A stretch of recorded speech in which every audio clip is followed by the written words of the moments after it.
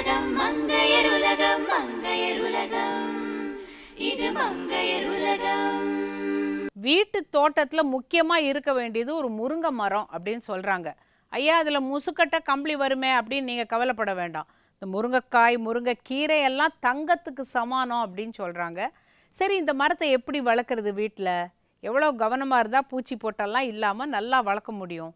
அதை தான் இன்றைக்கி தெரிஞ்சுக்க போகிறோம். வாங்க. ஒரு முக்கியமான காய் பயிர், ஒரு கீரை பயிர், நம்ம எல்லாருக்கும் ரொம்ப பழக்கமான ஒரு செடி, சும்மா தன்னால் வளரக்கூடிய ஒரு செடி முருங்கைக்காய். முருங்கைக்காயை பொறுத்த வரைக்கும் பெரிய பராமரிப்பு செலவெல்லாம் ஒன்றும் கிடையாது. எல்லார் வீடுகள்லேயும் முருங்கை மரத்தை ஒரு அங்கமாக வச்சு இன்றைக்கும் வளர்த்துக்கிட்டு இருக்காங்க. குறிப்பாக கிராமப்புறங்களில், நகர்ப்புறங்களுக்கு வெளியில், நகர்ப்புறங்கள்லேயே குடிசை பகுதியில், ரோட்டோரங்களில், வீட்டு காம்பவுண்டுக்குள்ளே சும்மா தன்னை போல் முருங்கைக்காய் செடியை எல்லாரும் வளர்க்குறாங்க. முருங்கை மரத்தில் 2 வகையான மரங்கள் இருக்குது. முதல் வகை குச்சியிலிருந்து இனப்பெருக்கம் செய்யக்கூடிய, லிம் கட்டிங்ஸ் மூலமாக செய்யக்கூடிய மரங்கள்.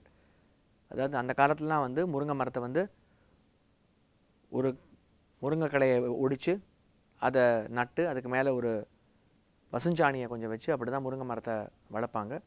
அந்த முறையில் நிறைய ரகங்கள் இருக்குது, பழங்காலத்து ரகங்கள்.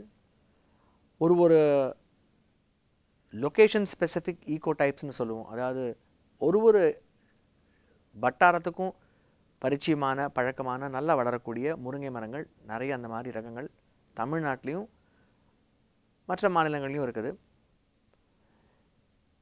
இன்னொரு ரகம் விதையிலேருந்து உற்பத்தி செய்யக்கூடிய முருங்கை ரகம், சீட் ப்ராபகேட்டட் ஆனுவல் முருங்கா அப்படின்னு சொல்லி ஆங்கிலத்தில் சொல்லுவாங்க. இது விதையிலேருந்து உற்பத்தி செய்யப்பட்டு கன்றாக ஆகி அந்த கன்றை எடுத்து நம்ம மற்ற செடிகளும் மற்ற மரங்கள்லாம் எப்படி நம்ம நடுறோமோ அந்த மாதிரி நட்டு பராமரிக்கக்கூடிய ஒரு ரகம். இந்த 2 ரகத்துக்கும் நிறைய வித்தியாசங்கள் இருக்குது. இந்த 2த்தையுமே வித்தியாசமான முறைகளில், வேறு விதமான முறைகளில் பராமரிக்க வேண்டும். இந்த காலகட்டத்தில் விதைகள்லேருந்து எடுக்கக்கூடிய முருங்கை மரமாக இருந்தாலும், லிம் கட்டிங்ஸ் அதாவது குச்சியை ஒடிச்சு வச்சு வைக்கக்கூடிய முருங்கை மரமாக இருந்தாலும் இந்த காலகட்டத்தில் நம்ம அந்த பயிர் வைக்கலாம். வீட்டு தோட்டங்களில் ஏற்கனவே முருங்கை மரம் நிறைய இடங்களில் இருக்குது.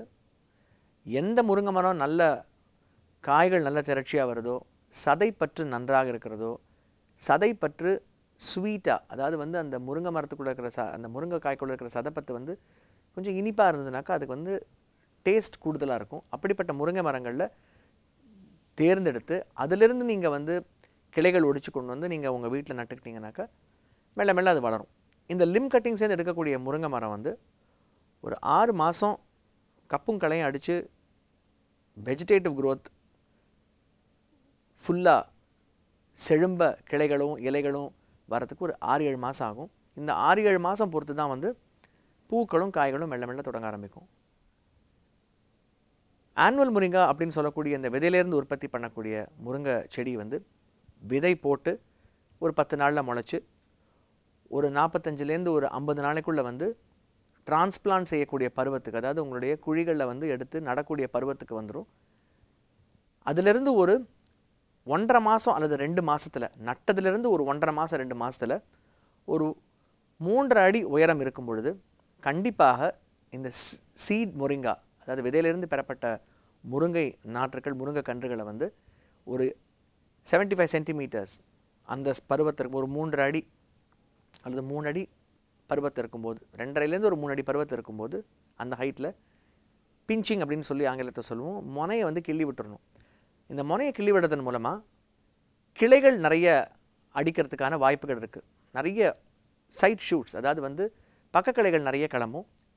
இந்த பக்க கிளைகள் நிறைய கிளம்பினா மட்டும்தான் அந்த ஆனுவல் முருங்கால பூக்களும் காய்களும் திரட்சியாக இருக்கும். அந்த பிஞ்சிங் நம்ம செய்யாமல் விட்டுட்டோம் அப்படின்னு சொன்னாக்கா முருங்கை மரம் ஆனுவல் சீட் முருங்கா நேராக வளர்ந்துட்டு போயிட்டு ஒரு 10 அடி 15 அடி 20 அடி கூட வளர்ந்துட்டு போயிட்டு ரொம்ப குறைச்சலான பக்கக்களைகள் விட்டு காய்கள் ரொம்ப குறைவாக இருக்கும்.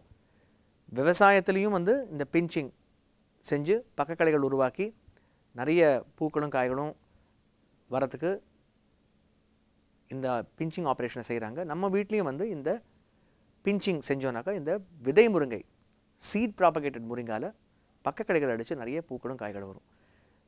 விதை முருங்கையை நீங்கள் நர்சரிலேருந்து வாங்கிட்டு வந்து ஒரு 3 அடி உயரத்தில் பிஞ்சிங் செய்யாமல் விட்டிங்கனாக்கா காய்கள் ரொம்ப குறைச்சலாக வரத்துக்கான வாய்ப்புகள் அதிகமாக இருக்கும். அப்புறம் நம்ம மனசுக்குள்ளேயே நம்ம நினச்சிப்போம், இல்லை நம்ம வந்து நம்ம வீட்டில் சரியாக முருங்கை வளரல அல்லது நம்ம வந்து தப்பான ஒரு செடியை வச்சுட்டோம் அப்படின்னு சொல்லி நினச்சிப்போம். நம்ம இந்த விதை முருங்கை வந்து பரவலான இடத்துல எல்லா இடத்துலையும் கிடைக்குது.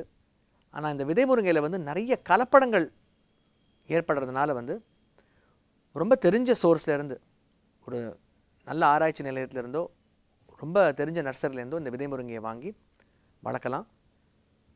குச்சியில் இருந்து வெட்டப்பட்டு வளர்க்கப்படுற முருங்கை வந்து ஒரு 6 மாதம் கழித்து தான் பூக்களும் காய்களும் வரும். 6 மாதம் 7 மாதம் கழித்து பூக்களும் காய்களும் வரும். ஆனால் ஒரு 4 வருஷம் 5 வருஷத்துக்கு தொடர்ந்து அந்த மரத்தை வச்சுக்கலாம். 10 வருஷம் 15 வருஷம் மரங்கள் வச்சுருக்கிறவங்களாமும் இருக்காங்க.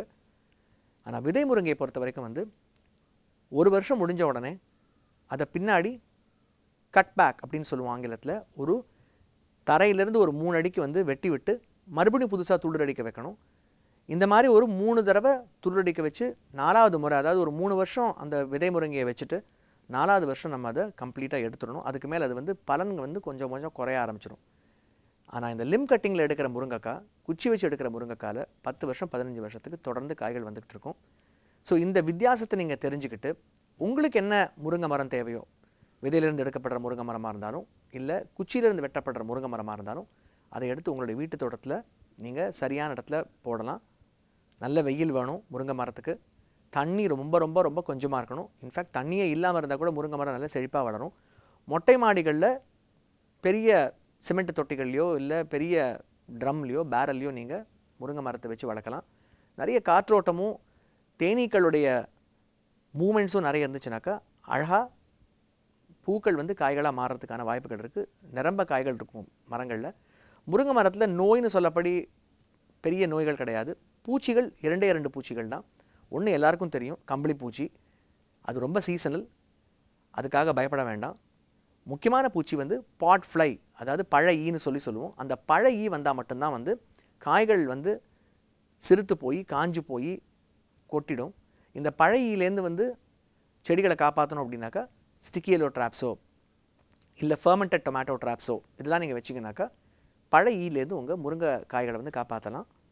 அந்த பழ ஈ தாக்கப்பட்ட முருங்கை மரம் வந்து முருங்கைக்காய் வந்து ஒரு கம் மாதிரி அந்த காயிலிருந்து வெளிவரும். இதை பார்த்தே நீங்கள் கண்டுபிடிச்சிக்கலாம் அது வந்து பழ ஈ தாக்கப்பட்ட காய் அப்படின்னு சொல்லிட்டு. அதுக்கு தேவையான முன்னெச்சரிக்கை கட்டுப்பாட்டு முறைகளும் நீங்கள் பயன்படுத்திக்கலாம். ஸோ இந்த விஷயங்களெல்லாம் நீங்கள் தெரிஞ்சுக்கிட்டு உங்கள் வீட்டில் முருங்கை மரத்தை ரொம்ப அற்புதமாக நீங்கள் இந்த பருவத்தில் நட்டு வளர்த்து பயன்பெறலாம். அவ்வளவு பெரிய இலங்கையை சுட்டது ஒரு குரங்கு. இது ஒரு பழமொழி எழுதி வச்சிருக்கிறாங்க. அவ்வளவு பெரிய இலங்கையை சுட்டது ஒரு குரங்கு அப்படின்னா நமக்கு அழிவே வராதுன்னு ஒருத்தன் எவனா நினச்சிட்டு இருந்தான்னா ஒரு சின்ன விஷயத்தில் சரிக்கு விழுந்துருவாங்க. அப்புறம் எல்லாம் அந்த ஹவுஸ் ஆஃப் கார்ட்ஸ்ன்னு சொல்லுவாங்களே அந்த மாதிரி பொல பொல பொல பொலன்னு உதிர்ந்து போயிடும். ஆக அகம்பாவம் இருக்கக்கூடாது. அகம்பாவம் மட்டும் இருந்துச்சுன்னா ஒரு சின்ன விஷயம் கூட அவனை கவுத்துற முடியும். ஒரு சின்ன இடறல் அவ்வளவுதான் அவனுடைய எல்லா சாம்ராஜ்யமே போயிடுங்கிறதுக்காக தான் அவ்வளோ பெரிய இலங்கையை சுட்டது ஒரு சின்ன குரங்கு. அதை ஞாபகம் வச்சுக்கிட்டே இருக்கணும். நாம் என்ன செஞ்சாலும் எந்த நேரத்தில் ஆபத்து வரும் அதை தவிர்க்கணும் அப்படிங்கிறதெல்லாம் உஷாராக இருக்கிறதுக்காக தான் இந்த பழமொழி. காதில் கேட்டுட்டு சும்மா விடுறதுக்கு இல்லை, அவங்க அனுபவபூர்வமாக சொல்லி வச்சது தான் இந்த பழமொழிகள். உங்கள் அனைவருடைய வாழ்க்கையிலும் எல்லா வகையிலும் நீங்கள் இன்பமாக வாழணும்னு வாழ்த்துறோங்க. வணக்கம்.